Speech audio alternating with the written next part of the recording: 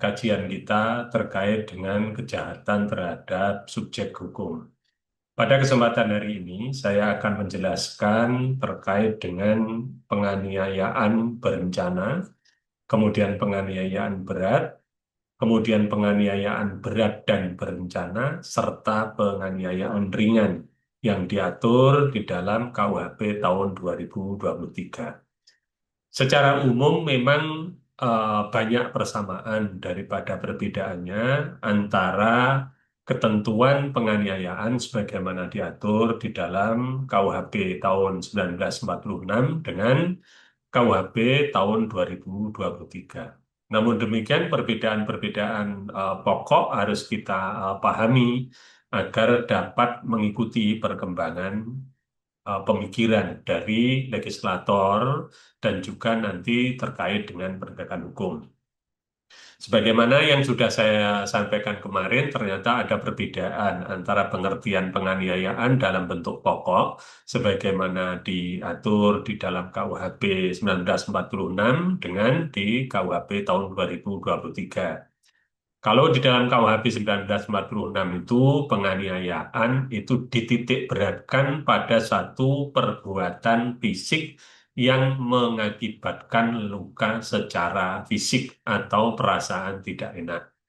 Tetapi di dalam konteks pasal 466 KUHP yang tahun 2023 ternyata legislator membuat satu perluasan pengertian dari akibat rasa tidak enak.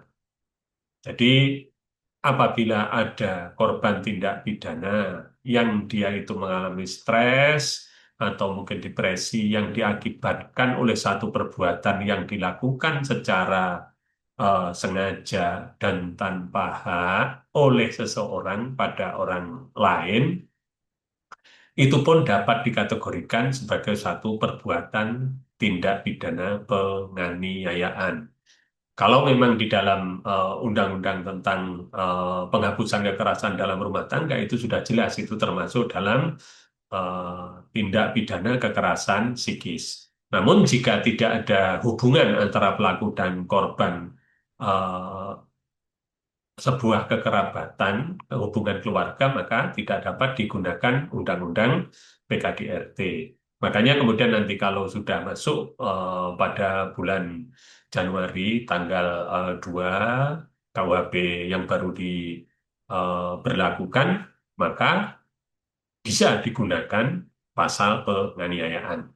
Baik, sebelum kita lanjutkan, saya akan mengulangi terlebih dahulu berkaitan dengan siapa pelaku dan korban tindak pidana penganiayaan.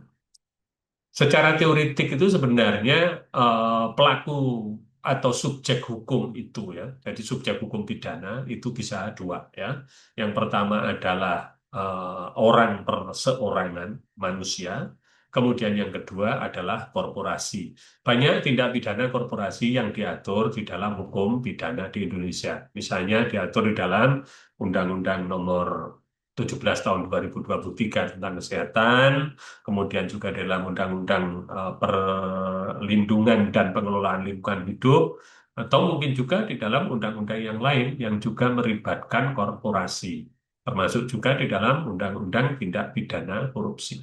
Itu juga mengatur tentang tindak pidana yang dilakukan oleh korporasi. Itu ketika kita bicara dalam pengertian luas. Namun di dalam penganiayaan, pelaku tindak pidana penganiayaan itu adalah hanya manusia. Meskipun di situ disebutkan dalam redaksinya itu adalah setiap orang. Nah, jadi dalam penganiayaan itu yang melakukan adalah manusia, tidak termasuk korporasi dan juga tidak termasuk hewan. Jadi misalnya kalau ada orang yang kemudian itu diseruduk sapi, maka itu bukan termasuk penganiayaan. Karena apa? Yang melakukan hewan. Kecuali apabila ada orang yang menyuruh sapi peliharaannya yang sudah ngerti dengan perintah, kemudian disuruh untuk menyeruduk orang lain. maka itu yang melakukan penganiayaan adalah pemilik sapi. Dan yang dipidana jika terbukti secara sah dan meyakinkan adalah pemilik sapi, bukan sapinya. Karena hukum pidana itu menentukan yang menjadi pelaku itu hanya ada dua. Yang pertama adalah manusia, yang kedua adalah korporasi. Dan khusus untuk penganiayaan itu yang melakukan harus manusia. Nah, kemudian siapa itu korbannya? Nah, jadi kalau di dalam teori korban tindak pidana itu bisa manusia, ya, dan juga dalam pengertian khusus itu bisa korporasi, ya. Tetapi jika dikaitkan dengan eh, penganiayaan ini, maka korban dari penganiayaan dalam konteks penganiayaan manusia itu hanyalah manusia. Tetapi ada juga ketentuan yang ada kaitannya dengan penganiayaan hewan, yaitu yang diatur di dalam pasal 337 KUHP tahun 2023. Baik, jadi saya tegaskan lagi bahwa pelaku penganiayaan itu hanyalah manusia. Dan korban penganiayaan itu bisa ada dua, manusia atau hewan. Tetapi dalam konteks kejahatan terhadap subjek hukum itu hanya manusia. Mengapa kok hanya manusia? Karena hewan itu tidak termasuk subjek hukum. Dia menjadi objek hukum dalam kondisi-kondisi tertentu. Nah, kemudian kita lanjutkan tentang penganiayaan berencana. Tidak ada yang berbeda secara substansial isi dalam pasal 353 dengan pasal 467 KUHP tahun 2023. Jadi unsur tindak pidananya juga sama, kemudian ancaman pidananya juga sama. Nah, ini bisa kita lihat kalau di dalam pasal 353 KUHP tahun 46 bahwa penganiayaan dengan rencana terlebih dahulu diancam dengan pidana penjara paling lama 4 tahun. Jadi yang dimaksud dengan penganiayaan ini adalah penganiayaan yang tidak menimbulkan luka berat. Jika menimbulkan luka berat, maka pidananya ditambah. Dapat dijatuhi pidana paling lama 7 tahun. Dan jika dari penganiayaan yang dilakukan secara terencana tersebut mengakibatkan kematian pada korban, ya, orang lain ya berarti itu dipenjara paling lama 9 tahun. Sama persis seperti unsur tindak pidana yang ada di dalam pasal 467. Jadi sama persis, cuman redaksinya ya dalam penggunaan bahasa Indonesia itu lebih mapan dibandingkan dengan terjemahan yang dilakukan oleh beberapa pihak terhadap KUHP yang masih berbahasa Belanda. Jadi pasal 467 itu setiap orang yang melakukan penganiayaan dengan rencana terlebih dahulu dipidana dengan pidana penjara paling lama 4 tahun. Sama juga yang melanggar luar berat itu pidananya menjadi 7 tahun. Jadi di sini bagusnya ketika melihat pasal 467 ini dari sisi redaksi ya, bukan substansi, itu adalah pasal 2 misalnya begini, langsung merujuk.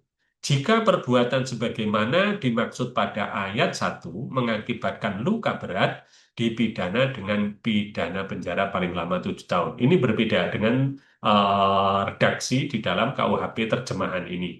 Jika perbuatan itu mengakibatkan luka berat, yang bersalah dikenakan pidana penjara paling lama 7 tahun. Jadi di sini jika perbuatan itu, jadi kata itu tidak sejelas yang sekarang menunjuk pada dimaksud ayat 1. Nah, begitu juga dengan perencanaan yang mengakibatkan matinya orang ya. Nah, timbul suatu persoalan yang harus kita kaji, yang itu berkaitan dengan rencana. Kalau kemarin kan sudah saya sampaikan bahwa unsur yang harus ada di dalam sebuah tindak pidana penganiayaan itu harus dilakukan secara sengaja oleh orang terhadap orang lain, bukan oleh orang terhadap dirinya sendiri. Nah, kemudian itu dilakukan secara melawan hukum. Ya, jadi sengaja dilakukan secara melawan hukum yang berakibat pada rasa sakit pada orang lain. Nah, kemudian yang kita bicarakan sekarang ini adalah apa itu yang dimaksud dengan melakukan penganiayaan dengan rencana terlebih dahulu. Tidak ada penjelasan yang eh, memadai dari sisi yuridis, tetapi ada beberapa penjelasan yang dapat digunakan sebagai cara untuk memudahkan memahami kata berencana terlebih dahulu. Jadi, rencana terlebih dahulu itu menunjuk pada satu rencana yang sudah mapan.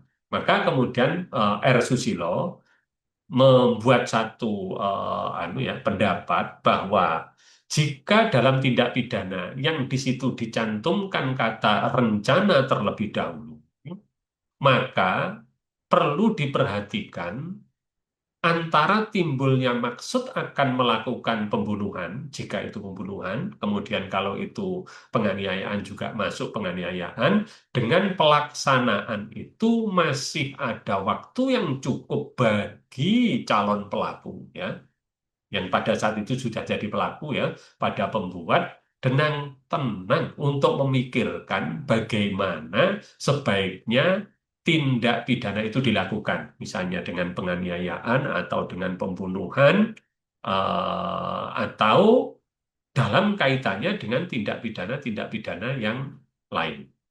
Nah, kemudian durasi itu tidak boleh terlalu sempit, jadi terlalu sebentar, juga tidak boleh terlalu lama. Yang penting ada waktu yang cukup, yang dapat digunakan oleh pelaku secara tenang untuk berpikir apakah dia akan melakukan tindak pidana itu atau akan mengurungkan perbuatannya. Tetapi ternyata kesempatan yang ada itu diabaikan, sehingga tetap dilakukan penganiayaan secara berencana. Sehingga dari penjelasan ini dapat kita lihat kalau di dalam unsur penganiayaan itu harus ada tiga syarat yang harus dipenuhi agar dapat dikategorikan penganiayaan dengan rencana terlebih dahulu. Yang pertama harus adanya wujud perbuatan fisik berupa menganiaya. Bisa memukul, bisa menendang, bisa menembak, bisa membacok, atau mungkin juga bisa menganiaya dengan menggunakan alat-alat tertentu, misalnya strum aliran listrik. Nah, kemudian yang kedua, harus ada satu rasa sakit pada korban. Jadi harus ada rasa sakit pada korban. Kemudian yang ketiga yang harus ada, setelah adanya perbuatan, ada rasa sakit, harus ada hubungan sebab akibat antara perbuatan yang dilakukan oleh pelaku dengan akibat rasa sakit yang diderita oleh korban. Nah, jadi sudah jelas bahwa ketika ada orang yang menembak untuk menganiaya, menimbulkan rasa sakit, maka juga harus ada bekas dari tembakan itu. Sehingga nanti orang yang melakukan penembakan dapat dikategorikan melakukan satu penganiayaan. Ini berbeda dengan misalnya ada orang yang melakukan satu penembakan, menimbulkan rasa sakit, tapi rasa sakitnya itu tidak ada kaitannya dengan penembakan itu. Ya, orang ditembak kakinya, kemudian orangnya sakit gigi. Maka ketika kita lihat dari unsur penganiayaan, sulit untuk dibuktikan hubungan antara orang ditembak kakinya, yang kakinya tidak sakit, tetapi justru giginya yang sakit. Nah, oke. Kemudian yang jadi persoalan itu seringkali terkait dengan jumlah atau durasi waktu untuk menyatakan apakah waktu itu dianggap cukup atau tidak cukup. Maka kemudian kita merujuk pada ketentuan dari jurisprudensi yang dapat digunakan oleh penegak hukum sebagai satu acuan untuk memahami. Jadi dalam jurisprudensi itu terkait dengan batas atau tenggang waktu ini dinyatakan bahwa si pelaku haruslah dapat meyakinkan pada dirinya sendiri akan dan akibat dari satu perbuatan dalam suasana yang memungkinkan untuk memikirkan kembali rencananya. Jadi tidak menunjuk pada berapa menit, berapa jam, berapa hari, atau berapa bulan, tetapi sudah cukup dikategorikan sebagai berencana apabila ada durasi waktu yang memang dapat digunakan untuk memikirkan secara tenang terhadap apa yang akan dilakukan serta akibatnya. Lah konsekuensinya, kalau di dalam proses itu ya, kalau di dalam proses untuk memikirkan biasanya, kalau itu disengaja pasti akan disiapkan sasarannya itu siapa, dilakukan kapan, dengan alat apa, dan untuk menghilangkan jejak bagaimana, atau bahkan untuk memudahkan agar proses perbuatannya itu dilakukan secara akurat, dan jika nanti ada orang lain yang tahu atau ada penegak hukum yang tahu bagaimana cara untuk menghilangkan alat buktinya itu. Itu pasti dapat dikategorikan secara berencana. Karena apa? Karena yang pertama sasarannya jelas, waktunya jelas, alatnya jelas, modusnya jelas, baik modus untuk mengawali, untuk melakukan, maupun untuk mengakhiri dan menghilangkan jejak. Terus muncul pertanyaan, bagaimana itu cara membuktikannya? Maka pembuktian itu nanti dapat dilakukan di dalam satu proses persidangan di pengadilan dengan cara memeriksa saksi, memeriksa korban, memeriksa ahli, memeriksa barang bukti, kemudian juga melihat petunjuk yang ada kaitannya dengan tindak pidana itu, termasuk memeriksa keterangan terdakwa. Nah, itu. Jadi cara membedakannya begitu. Kalau orangnya itu mau melakukan satu penganiayaan dan penganiayaan buktinya itu kemudian membawa anu ya apa membawa pisau, kemudian pisau itu sudah dibawa dari rumah, kemudian itu digunakan untuk menganiaya, dan orangnya itu sudah saling kenal dan dilatari oleh balas dendam atau kekecewaan atau mungkin juga rasa tidak senang, kemudian itu dilakukan penganiayaan dengan menggunakan alat itu, berarti ada indikator bahwa itu merupakan satu perbuatan yang berencana. Karena secara umum tidak wajar apabila orang bepergian kemudian selalu membawa pisau, yang pisau itu dimungkinkan untuk melukai orang lain. Baik, kemudian terkait dengan penganiayaan berat. Jadi dalam hukum pidana itu ada yang namanya penganiayaan berat, ada penganiayaan dalam bentuk pokok yang menyebabkan luka berat, kemudian ada juga namanya penganiayaan berencana dan berat. Nah, kemarin sudah saya sampaikan kalau penganiayaan itu dilakukan secara spontan, tetapi pelaku memiliki niat untuk menyakiti, padahal dia tidak bermaksud untuk menyakiti secara berat, tapi menimbulkan luka berat, maka ancaman pidananya menjadi 5 tahun. Ya, menjadi 5 tahun. Karena apa? Karena menyebabkan luka berat. Tapi luka berat itu bukan merupakan satu tujuan. Tujuannya dia hanya menyakiti, bukan menjadikan luka berat. Kalau dia itu sudah menginginkan penganiayaan itu, tujuannya adalah luka berat, tetapi tidak direncanakan, ya beda kan ya, tidak direncanakan. Jadi dia itu misalnya pelaku sedang gergeten untuk menganiaya orang karena tersinggung dan sebagainya, tapi di dalam pikirannya yang penting gimana caranya agar dia itu bisa menjadi lumpuh. Maka ketika dia mukuli orang dan yang dipukul itu adalah tempat-tempat tertentu yang secara medis atau mungkin secara pengobatan alternatif tradisional bisa mengakibatkan lumpuh, jadi di titik-titik tertentu itu kemudian dipukuli. Setelah dipukuli kemudian dia lumpuh. Itu masuk di dalam penganiayaan berat. Sebagaimana diatur di dalam 354. Karena apa? Sengaja melukai berat.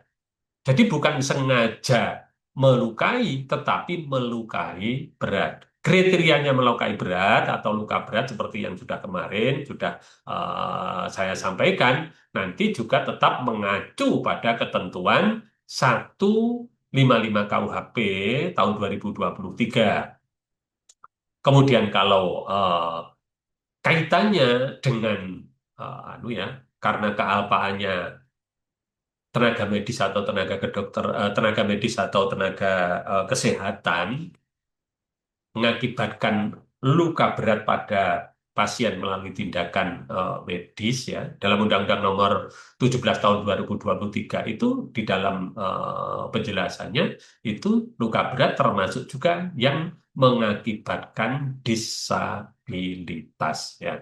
Jadi disabilitas itu bisa disabilitas fisik, bisa disabilitas mental, bisa juga mengakibatkan disabilitas fisik dan mental. Nah, jadi pengertian luka berat di dalam KUHP penganiayaan ini menganut atau merujuk pada pasal 155 KUHP 2023. Kalau pada saat sebelum berlakunya undang-undang yang baru, maka itu merujuk pada pasal 90.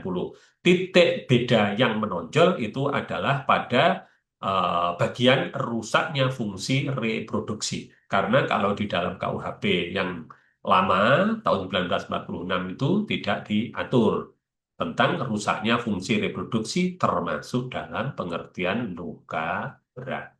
Nah, balik lagi ketika kita melihat ini, maka substansinya juga sama antara KUHP tahun 1946 dengan KUHP tahun 2023. Tapi sekali lagi, rumusannya lebih mudah dipahami yang KUHP tahun 2023 ketimbang dengan terjemahan KUHP yang dilakukan atas uh, Wetboek van Strafrecht tahun 1946. Jadi setiap orang yang melukai berat orang lain dipidana karena penganiayaan berat dengan pidana penjara paling lama 8 tahun. Jika perbuatan tersebut mengakibatkan kematian atau mati, dipidana dengan pidana penjara paling lama 10 tahun. Loh bagaimana ini kok bisa mati? Nah sebenarnya begini, penganiayaan berat itu tujuannya bukan untuk mematikan orang. Jadi tujuannya hanya untuk luka berat, misalnya lumpuh. Tapi ternyata karena itu mukulinya terlalu keras atau mungkin terlalu banyak kuantitasnya mengakibatkan orang itu mati. Maka itu tidak tergolong di dalam pembunuhan. Kenapa? Karena tujuannya hanya untuk menyakiti secara berat. Tapi ternyata saking beratnya mengakibatkan kematian, maka ancaman pidananya menjadi 10 tahun. Nah, kemudian ada satu perbedaan yang cukup bagus yang membantu pada kita semua untuk memahami tentang pasal 468. Jadi di dalam penjelasan 468 KUHP tahun 2023 itu pada ayat 1, tindak pidana penganiayaan dalam ketentuan ini merupakan jenis penganiayaan berat.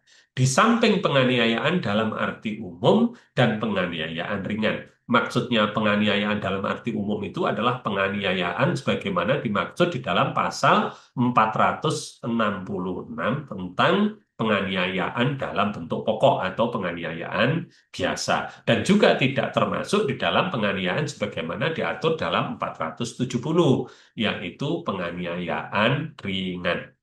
Kemudian, batas dan ruang lingkup ketiga jenis penganiayaan, maksudnya penganiayaan dalam bentuk pokok, kemudian penganiayaan berat, kemudian penganiayaan ringan, itu diserahkan kepada pertimbangan hakim.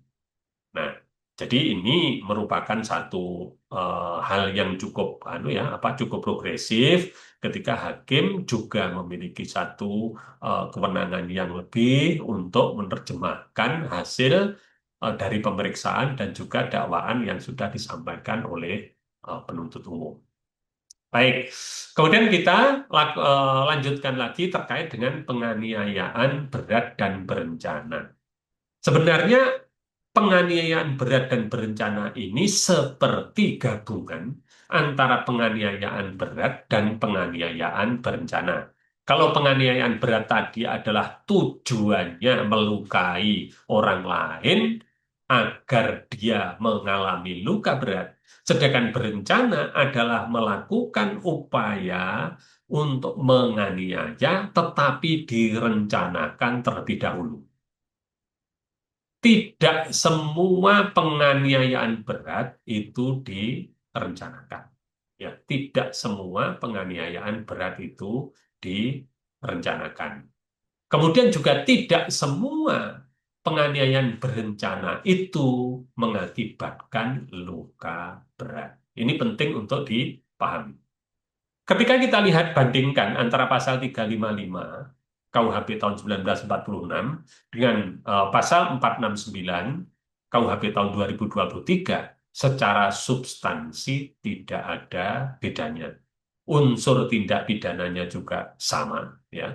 Jadi akibatnya harus luka berat, ya. Akibatnya harus luka berat.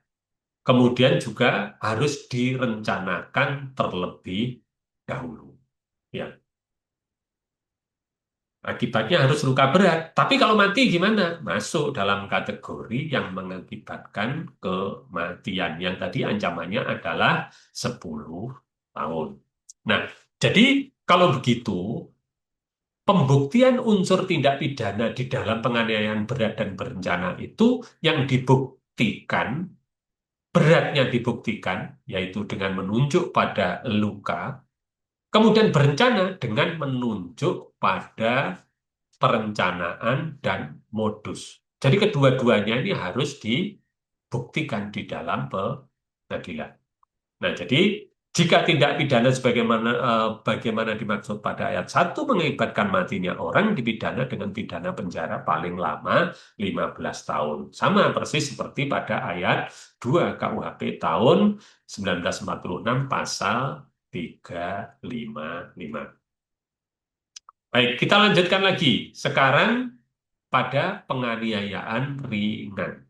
Nah, penganiayaan ringan ini yang diatur di dalam pasal 471 KUHP tahun 2023 ini berbeda dengan yang diatur di dalam pasal 352 KUHP tahun 1946. Nah, tapi cara untuk merumuskan redaksinya itu sama, ya. Redaksinya itu sama, unsur tindak pidananya juga sama. Cuman ada perbedaan khusus untuk pemberatan yang ditambah sepertiga.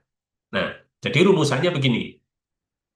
Selain penganiayaan sebagaimana maksud pada pasal 467 dan 470, penganiayaan yang tidak menimbulkan penyakit atau halangan untuk menjalankan profesi jabatan, berarti tidak luka berat, ya, atau mata pencarian dipidana karena penganiayaan ringan dengan pidana penjara paling lama 6 bulan atau pidana denda paling banyak kategori 2. Nah, ini berbeda dengan yang lama. Kalau di dalam 352 KUHP 1946 itu, ancaman pidananya itu adalah 3 bulan. Yang baru itu 6 bulan. Kalau denda jelas beda ya, karena dulu dendanya cuma 4.500 rupiah, kalau sekarang berkategori dua, yaitu 10 juta. Ya, denda 10 juta ini adalah berlaku pada saat KUHP nanti diberlakukan sampai dengan ada perubahan. Jadi sampai dengan perubahan yang menggunakan keputusan presiden. Ya. Nah, kemudian pada ayat 2 ini yang berbeda ya. Jadi pidana dapat ditambah 1/3 bagi orang yang melakukan kejahatan terhadap orang yang bekerja padanya atau menjadi bawahannya. Nah, jadi dalam konsep ini, di ayat 2 ini, jika tindak pidana sebagaimana dimaksud pada ayat 1 dilakukan terhadap orang yang bekerja padanya atau menjadi bawahannya, pidana dapat ditambah 1/3.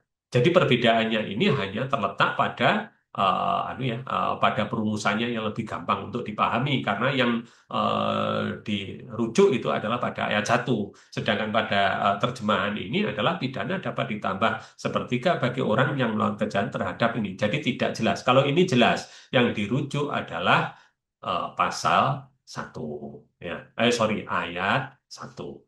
Nah, kemudian percobaan melakukan kejahatan ini tidak dipidana. Sama juga percobaan melakukan tindak pidana sebagaimana dimaksud ayat 1 itu tidak dipidana. Ya.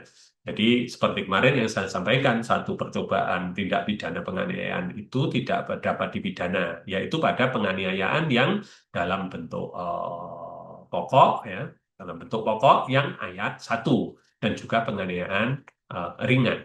Tetapi apabila penganiayaan itu kemudian berat, meskipun itu tidak selesai, masih percobaan tetap dapat dipidana. Karena apa? Karena sudah menimbulkan luka, ya, menimbulkan akibat hukum yang dikehendaki oleh legislator. Nah, jadi ancaman pidananya eh, 6 bulan ya. Jadi 6 bulan. Jadi di sini dengan pidana paling lama 6 bulan, kemudian yang kalau dulu itu paling lama 3 bulan. Oke. Kemudian kita lanjutkan penganiayaan terhadap orang yang berkualifikasi khusus. Nah, dengan orang yang berkualifikasi khusus ini di KUHP 2023 ya, itu ada perluasan. Ya, jadi ada perluasan. Contoh begini, kalau di dalam KUHP tahun 46 356 pasalnya ya. Jadi pidana yang ditentukan dalam pasal 351, 353, 354 dan 355 dapat ditambah sepertiga, yaitu satu bagi yang melakukan kejahatan itu terhadap ibunya, bapaknya yang sah, istri atau anaknya. Nah, sedangkan dalam pasal 470 KUHP 2023, tindak pidana sebagaimana dimaksud pada 466 sampai dengan 469 ya. 466, 469 ya sama saja dengan yang lama itu ya. Jadi penganiayaan dalam bentuk pokok, kemudian penganiayaan berat, penganiayaan berencana, kemudian penganiayaan berat berencana ya. Ya, jadi tidak termasuk penganiayaan ringan kan ya. Itu ditambah sepertiga. Sepertiga dari ancaman pidana, yaitu jika terhadap pejabat ketika atau karena menjalankan tugas yang sah. Nah, itu sama ya. Ini kemudian diatur cuma dibalik aja. Kalau yang A pada KUHP tahun 2023 itu diatur pada angka 2 pada KUHP 1946. Nah, jadi itu. Kemudian perbedaannya yang sangat mencolok itu adalah pada yang kedua dengan memberikan bahan yang berbahaya bagi nyawa atau kesehatan. Tentu kesehatan orang lain ini ya. Ini berbeda dengan kalau dulu itu adalah jika kejahatan itu dilakukan dengan memberikan bahan yang berbahaya bagi nyawa atau kesehatan untuk dimakan atau diminum. Nah, ini berbeda. Yang baru itu tidak harus dimakan dan diminum. Sehingga ini lebih progresif, lebih luas. Karena bahan yang membahayakan kesehatan itu tidak hanya dimakan dan diminum. Bisa juga itu dioleskan, ya. Bisa juga itu dihirupkan, bisa juga itu disuntikkan, bisa itu dimasukkan ke dalam lubang tertentu pada bagian tubuh manusia. Makanya kemudian kalau kita lihat di dalam ketentuan pasal 470 KUHP 2023 dibandingkan dengan KUHP 1946 itu lebih progresif ini yang sekarang. Karena kalau yang dulu itu hanya dimakan atau diminum, sehingga ketika itu misalnya dioleskan atau disuntikkan, itu akan berbeda lagi tafsirannya. Kalau sekarang ini langsung pada bahan yang berbahaya, sehingga pengertiannya bisa dimakan, bisa diminum, bisa digosokkan, disuntikkan, dihirupkan, atau mungkin dimasukkan pada lubang tertentu pada bagian tubuh atau dengan cara lain yang secara langsung dapat bersentuhan dan mengakibatkan bahaya bagi nyawa dan kesehatan. Jadi bahaya bagi nyawa itu adalah bahaya yang terkait dengan pembunuhan, ya, matinya seseorang, gitu kan ya. Kalau bagi kesehatan itu terganggu kesehatannya saja. Jadi terhadap tubuh, bukan terhadap nyawa. Kalau untuk yang bidang kesehatan ini. Nah, jadi dengan demikian, kalau kita lihat, itu juga ada perbedaan. Kalau dulu di angka satu, sekarang di bagian C. Kalau dulu KUHP yang lama, bagi yang melakukan kejahatan itu terhadap ibunya, bapaknya yang sah, kemudian istrinya atau anaknya. Lah, sekarang itu dimasukkan hanya terhadap ibu atau ayah, tidak termasuk istri dan juga tidak termasuk anak. Nah, kemudian bagaimana kalau nanti itu terjadi? Maka apabila penganiayaan itu dilakukan terhadap anak atau terhadap istri atau terhadap suami, itu dimasukkan di dalam ketentuan Undang-Undang Penghapusan Kekerasan dalam Rumah Tangga. Jadi pada UU PKD RT, bukan menggunakan KUHP. Tetapi apabila ini masuk ya, jadi ini masuk dalam lingkup tindak pidana, maka pengertiannya lebih sempit. Pasal 470 KUHP 2023 dibandingkan dengan pasal 356, khususnya pada huruf C, yang di KUHP lama itu pada angka 1. Nah, jadi pertimbangannya jelas. Bukan berarti kalau ada penganiayaan terhadap ibu atau ayahnya dari pelaku kemudian tidak dipidana, tetap dapat dipidana menggunakan pasal 470. Kalau selain pada ayah atau ibu, itu nanti akan digunakan Undang-Undang Penghapusan Kekerasan dalam lingkup rumah tangga. Oke, jadi itu perbedaan dan persamaannya. Nah, jadi seperti yang sudah saya sampaikan tadi, kalau penganiayaan berencana itu ancaman pidananya pasti ditambah dibandingkan dengan penganiayaan dalam bentuk pokok, begitu juga dalam penganiayaan berat. Nah, kemudian di dalam pengertian tadi sudah saya jelaskan secara jelas bahwa di dalam penganiayaan untuk melakukan penganiayaan berat itu, maka lebih banyak pada fokus akibat dari tindak pidana. Kalau pada rencana itu terletak pada modus dan kematangan dalam melakukan tindak pidana. Nah, jadi sekali lagi penting untuk dipahami perbedaan proses penganiayaan yang mengakibatkan luka berat pada korban. Ya, kalau penganiayaan biasa itu 466 ayat 2 yang pelakunya diancam dengan pidana 5 tahun itu dilakukan pelaku secara spontan tapi tetap memiliki niat untuk melakukan penganiayaan.